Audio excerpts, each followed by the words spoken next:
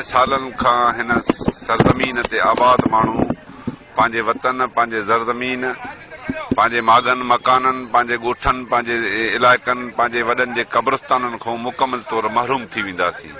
ही 4 लख एकड़ ते मुबनी हिकु गोल्डन शहर तइमीर करणु घुरनि था, जंहिंमें सॼी दुनिया जा जेके आहिनि से ख़सूसन पंजाब जा माण्हू, बलोचिस्तान जा जेके बलोचनि उतां भॼाए पंहिंजे इलाइक़नि मां कढिया आहिनि, उहे सभु तरियल माण्हू हिते अची आबाद करे असां धरती वासियुनि खे पंहिंजे सरज़मीन खां, पंहिंजे हिन ॻोठनि खां, पंहिंजे मुक़ामनि खां महरूम कंदा।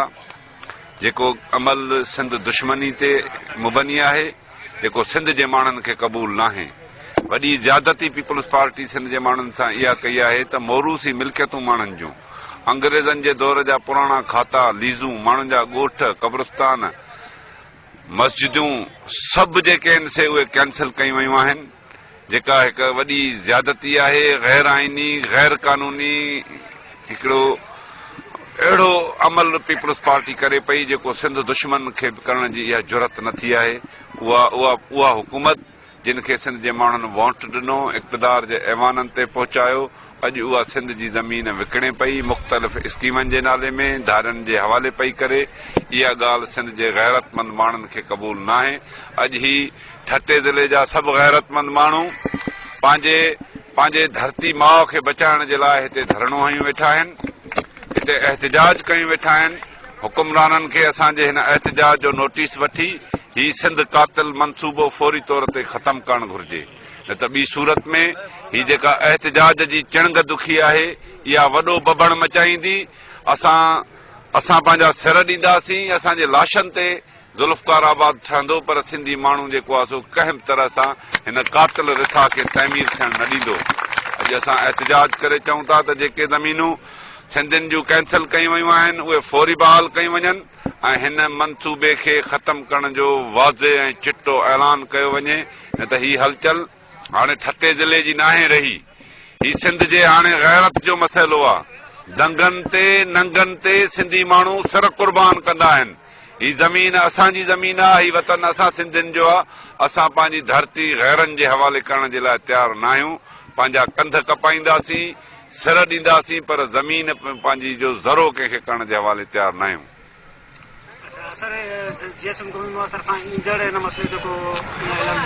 ईंदड़ ऐलान थींदो उहो पंहिंजी हिकमत अलमीन जो ऐलान आउं पंहिंजे स्पीच में कंदुसि। हुननि जे हिमत ऐं हौसले खे मुबारकूं ॾींदुसि त ज़ुल्फ़कार आबाद जेको हिकिड़ो नओं इसराइल ठाहियो पियो वञे, उन जे ख़िलाफ़ ज़बरदस्त मज़ामत करण जी ज़रूरत आहे। ऐं अहिड़ी मज़ामत ॾिसी करे आउं पुरुमीद आहियां त सिंध फ़लस्तीन कान थींदी। सिंध में हिकिड़ो नओं यहूदी इलाइक़ो कोन ठहंदो ऐं सिंधी माण्हू अफ्रीका जी क़ौमी तहरीक खां मुतासिर थी करे सिंध पंहिंजो आजो कराईंदा।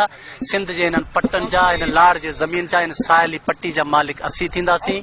ऐं धारिया जेके आहिनि कराची में वालार करे सॼो समुंड फसे विया, हाणे शाह बंदर ताईं समुंड जी साहिली पट्टी ते कब्ज़ो करणु चाहिनि था।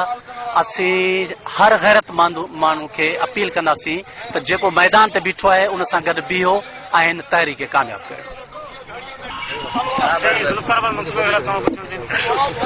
सिंध दुश्मन मनसूबो आहे, जंहिं ॾींहं खां वठी हिन जो ऐलान थियो आहे उन ॾींहं खां वठी असां सभु माण्हू, सिंध जा सभु साञामंद माण्हू हिन जे ख़िलाफ़ आहिनि। हाणे उन जी पहिरीं झलक तव्हांजे नज़र इहा आहे त पहिरीं सट में उन्हनि जीअं हिन जो नोटिफिकेशन थियो आहे, हिन जी मैनेजमेंट ठही आहे, पहिरियों कमु हिननि इहो सिंध दोस्ती वारो कयो आहे जो 80,000 एकड़ ज़मीन कैंसिल कयो आहे। शुरू खां वठी क़ौम परस्तनि जो असां सभिनी हिन इलाइक़े जे माण्हुनि जो ख़्यालु आहे, बल्कि असां कराची जे तजुर्बे मां सिखियो आहे ज़ुल्फ़कार आबाद सिंध दुश्मन मनसूबो आहे। सिंध में धारियुनि खे आबाद करण जो मनसूबो आहे, हिन खे असां क़बूल न कंदासीं।